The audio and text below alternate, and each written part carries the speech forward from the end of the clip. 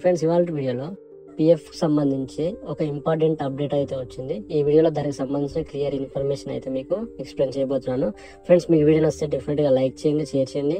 ఇంకా మన ఛానల్ ఎవరైనా కొత్త వాళ్ళు చూస్తున్నట్టయితే సబ్స్క్రైబ్ చేసుకుని ఫాలో అవ్వండి. అలాగే మీరు ఈ వీడియోని లైక్ చేయడం ద్వారా యూట్యూబ్ ఈ వీడియోని ఇంకొంతమంది చూపిస్తుంది, కాబట్టి లైక్ చేసి వీడియో చూడండి. మీకు ఏమాత్రం లేట్ చేయకుండా మనం టాపిక్లోకి అయితే వెళ్ళిపోదాం.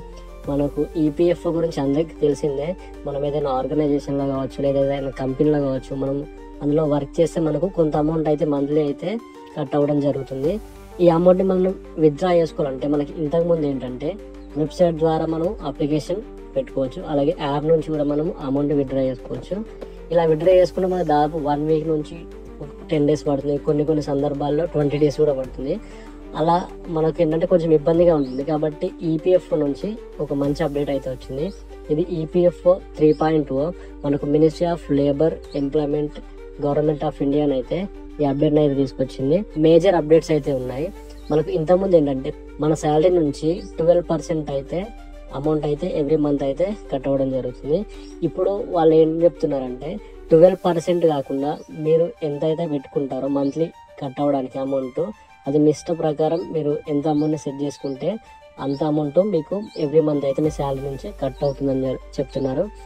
అలాగే ఈ కట్ అయిన దాంట్లో మళ్ళీ మనకు పెన్షన్ అమౌంట్ కూడా యాడ్ అవుతుంది ఎంప్లాయర్ నుంచి. ఓకేనా, ఈ పెన్షన్ అమౌంట్ కూడా యాడ్ అవుతుంది. మనకు 12% ఉండే ఇంతకుముందు, దాన్ని మనం ఇష్టం అంటే మనం ఎంతైతే లిమిట్ అయితే పెట్టుకుంటామో మన అకౌంట్ నుంచి కట్ అవ్వాలని మన ఇష్ట ప్రకారం అది సెట్ చేసుకోవచ్చు అని చెప్తున్నారు. అలాగే ఈపీఎఫ్ఓ కార్డు విత్డ్రాలు 50% వరకు అయితే మనము అమౌంట్ని విత్డ్రా చేసుకోవాలని చెప్తున్నారు. మనకు ఒక ఏటీఎం కార్డుని అయితే తీసుకొస్తామని చెప్తున్నారు. సేమ్ ఏటీఎం కార్డు లాగే వీళ్ళు కూడా ఒక కార్డు ఇస్తామని చెప్తున్నారు. దానికి సంబంధించి 50% అమౌంట్ అయితే ఆ కార్డు ద్వారా మనం విత్డ్రా చేసుకోవచ్చు. ఎగ్జాంపుల్, మన అకౌంట్లో 1,00,000 రూపాయలు ఉంటే మనం దాదాపు 50,000 వరకు అమౌంట్ని విత్డ్రా చేసుకోవచ్చు. అది మనము ఏదైనా ఏటీఎం ద్వారా. ఓకేనా, అదొకటి. అలాగే మనకు శాలరీస్ కూడా ఇంక్రీజ్ అయ్యే ఛాన్సెస్ ఉంటాయి, ఎందుకంటే మినిమం వేజ్ అనేది పెంచుతుంది గవర్నమెంట్.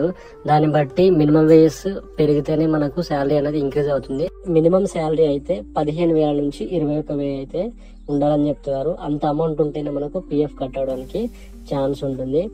అలాగే ఈ అప్డేట్స్ మనకు నెక్స్ట్ ఇయర్లో 2025 మే జూన్ అప్పుడు దీన్ని అఫీషియల్గా అనౌన్స్ చేసి దీన్ని ఇంప్లిమెంట్ చేస్తామని అయితే చెప్తున్నారు.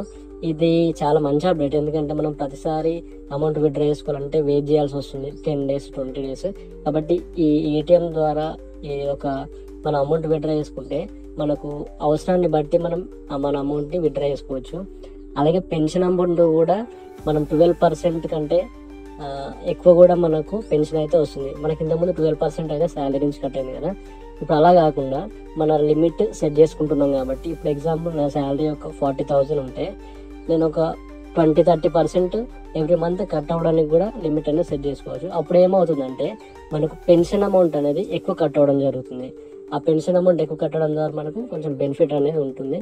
కాబట్టి ఇవి మంచి అప్డేట్స్ అని చెప్పుకోవచ్చు.